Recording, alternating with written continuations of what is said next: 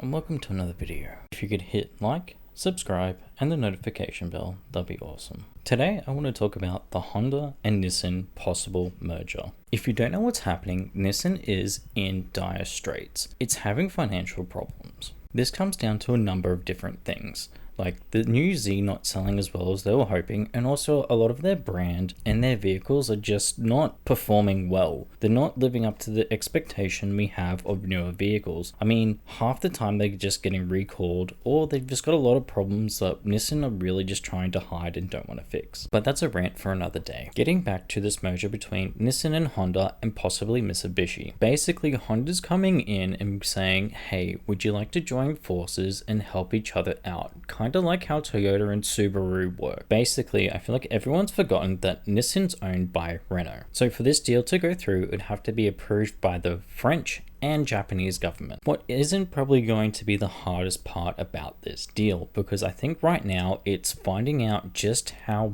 bad off Nissan's actually doing as a brand. Let's not kid ourselves, Nissan's been struggling as a brand and a car manufacturer since 2013. If Nissan and Mitsubishi are to join forces, I feel like the main thing would be actually finding out the financial problems with Nissan first. Because don't get me wrong, this is an absolute huge deal. This would be amazing for the car industry if Honda and Nissan can share a platform. Can you imagine a Nissan engine with a Honda gearbox? Yeah, I'm talking about you, Nissan. Your CVT sucks. As one of my friends put it when he was looking at buying the new Z, he's never sat in a car that felt so new and so old at the same time. Look, don't get me wrong, but even the ex-CEO of Nissan's like, yeah, it's a big deal this is happening, but it's also kind of like, well, why is it happening? What's the underlying reasons of this? Just how much financial trouble is Nissan actually in? But then you've also got Mitsubishi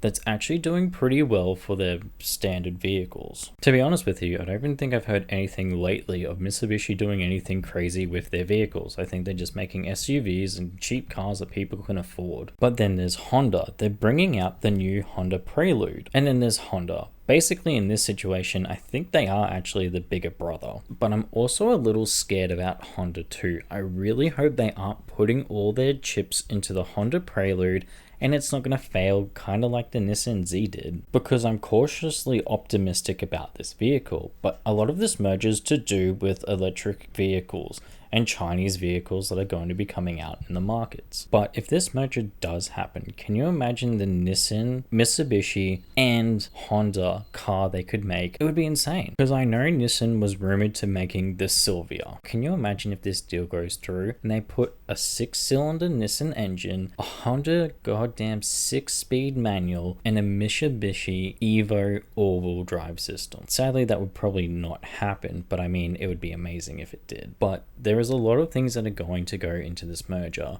Maybe it will save Nissan and it will have them as a car brand for a few more years to come. Sadly, as they say, only time can really tell. But the biggest thing here is, would Renault be willing to sell to Honda if Honda was willing to buy Nissan? I mean, if Honda was willing to ball out on this, I feel like they could make some insane cars if they had the rights to Nissan's vehicles. Could you imagine if Honda came out and was like, yeah, we're going to make a new 6-cylinder with Nissan? That would be the most insane car. Because one, it would be really fuel efficient and it would have a great gearbox. Hopefully. I mean, one can hope you didn't have to take the entire engine out to get to the gearbox, but I mean, it's Honda. They do have good gearboxes. But as of right now, it's waiting to see and waiting to hear more information about this merger. But if you made it this far, could you do me a favor, hit like, subscribe, and the notification bell, and I'll catch you guys in the next one.